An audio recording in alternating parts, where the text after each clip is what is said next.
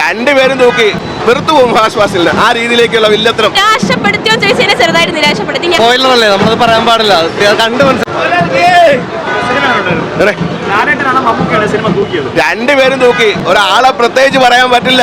നല്ല രീതിയിൽ പകുതി പേരെ മമ്മൂട്ടി കൊണ്ടുപോയി, പകുതി ശേഷം മോഹൻലാൽ ടേക്കപ്പ് ചെയ്തു. ലാസ്റ്റില് ഫഹദ് ഫാസിലിന്റെ ഒരു അഴിഞ്ഞാട്ടം, സൂപ്പറായിട്ട് അഴിഞ്ഞാടി എന്ന് വെച്ചാൽ ഫഹദ് ഫാസിലിന്റെ അഴിഞ്ഞാട്ടമായിരുന്നു. നമ്മൾ വെറുത്തു പോകും ഫഹദ് ഫാസിലിന്. ആ രീതിയിലേക്കുള്ള വില്ലത്രം കാണിച്ചു. വളരെ നല്ല കാര്യം. ഓക്കെ, ഒരു നിരാശപ്പെടുത്തിയിട്ടില്ല. എന്നുവെച്ചാൽ 2020 കണക്ക് ആവില്ല, എന്നാൽ പോലും കാരണം 2020 തമാശകൾ ഉണ്ടായിരുന്നു. ഇതിനകത്ത് തമാശകളില്ല എന്നൊരു ഭാഗം മാത്രമേ ഞാനിത് കണ്ടോളൂ. ബാക്കിയെല്ലാം പൊളിയാണ്. 100%. അടിപൊളി സിനിമ, മസ്റ്റ് വാച്ച് ആണ്. ലാലേട്ടൻ വന്ന ആ ഒരു ടൈം പീരീഡ് മൊത്തം തിയേറ്റർ പൊളിച്ച് അടിപൊളിയാണ്.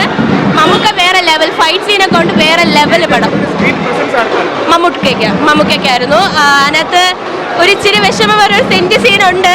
അത് വേണ്ടാന്ന് ഫാൻസുകാർക്ക് തോന്നുന്നുണ്ട്. ബിക്കോസ് ലാലേട്ടൻ്റെ ഒരു കുറച്ച് സീൻസ്, പക്ഷെ ലാലേട്ടൻ വന്ന് അഭിനയിച്ച സീൻസ് എല്ലാം അടിച്ച് പൊളിച്ച് വേറെ ലെവൽ പടം.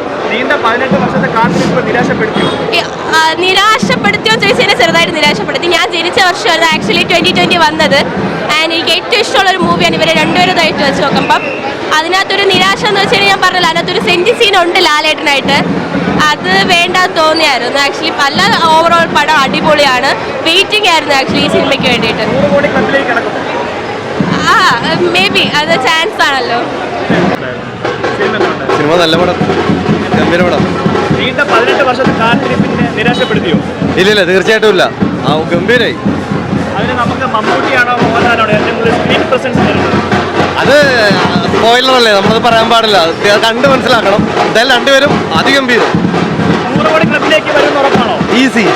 പിന്നെ ഇപ്പൊ തന്നെ 15 കോടി കഴിഞ്ഞില്ലേ? എനിക്കറിയില്ല, കണക്കൊന്നും എനിക്കറിയില്ല. എന്തായാലും വിജയാവും.